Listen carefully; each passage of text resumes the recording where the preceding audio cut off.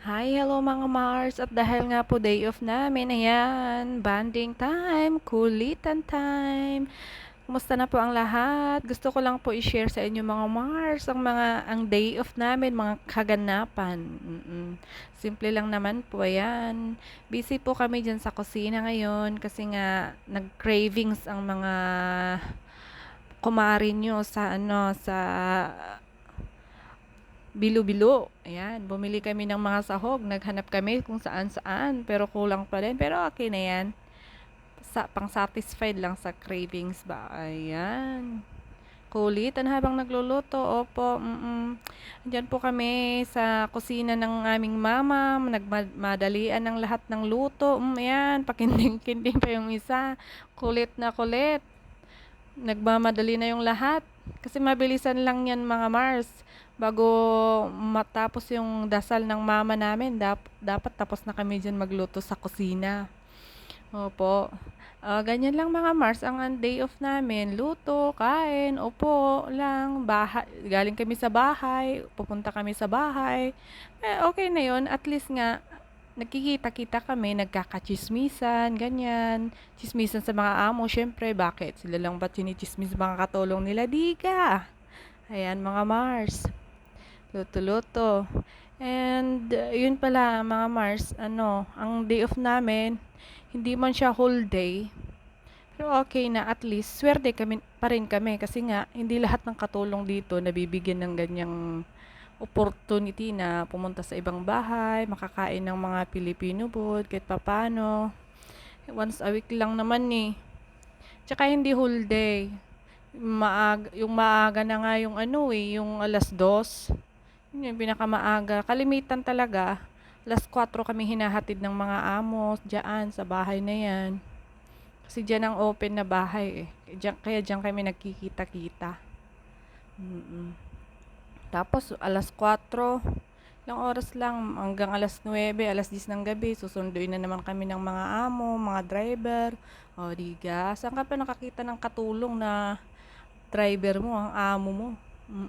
Yung iba, mayroon pang silang sariling maneho, tagahatid sundo, kung saan-saan nila gusto pumunta. Ayan, paikot-ikot kami guys ng mga bilog-bilog. Nagbibilog-bilog kami.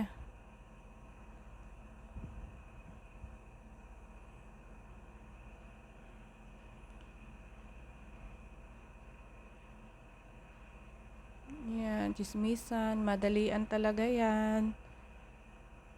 Kanya-kanyang galaw para mabilis. Bago matapos yung dasal ng aming nanay, dapat tapos na rin kami dyan sa kanyang kusina.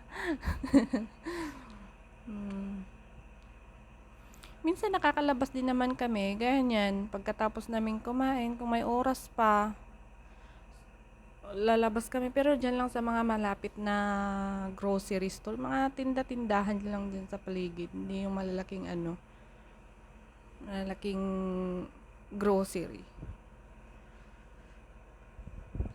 Yung kami bumibili ng mga personal needs namin, ganon. Kasi hindi naman kami nakakapag-shopping mall, gaya ng iba. Pero kahit ganito lang kasimple ang day off namin, mga Mars, happy na kami. Super blessed na, ganon. Yan, nagsialisan na yung mga takip sa ulo. Nako. Dito po sa Middle East, sa Saudi, kalimitan kailangan talaga takip ang ulo. Ilan lang yung mga amo din na pumapayag na nakalabas ang buhok. Yan.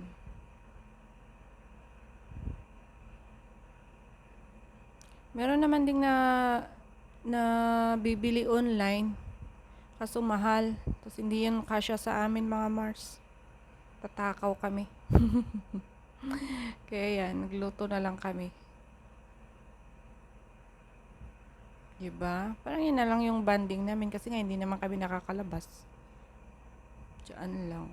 Kaysa yung sa kwarto lang, kanya-kanyang kwarto lang kami na sa bahay na nakaupo lang maghapon hanggat matapos yung day off.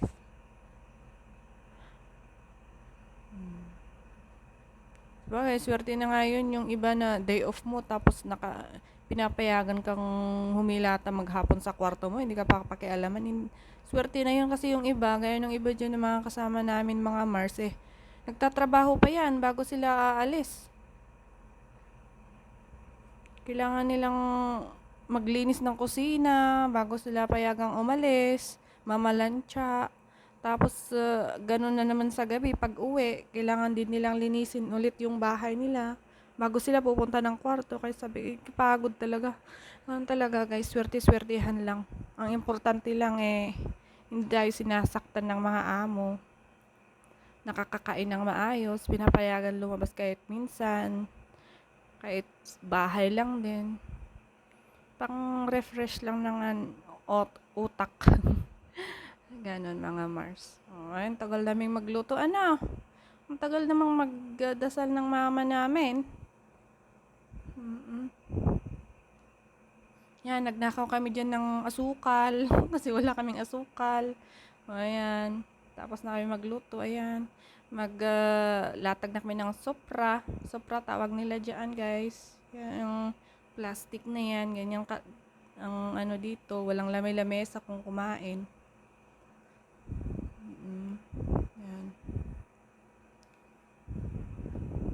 Kahit simple lang yung handa, at least meron.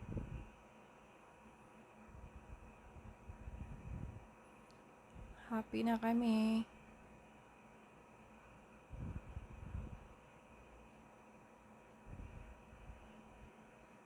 Talagang sinusulit namin mga Mars ang kaunting oras na binibigay sa amin ng mga amo na makapag ganto, kita-kita. Ayan, yun yung pagkain namin. May sinabawan na isda. Sarap pala yan mga Mars. First time ko makakain. Pansit.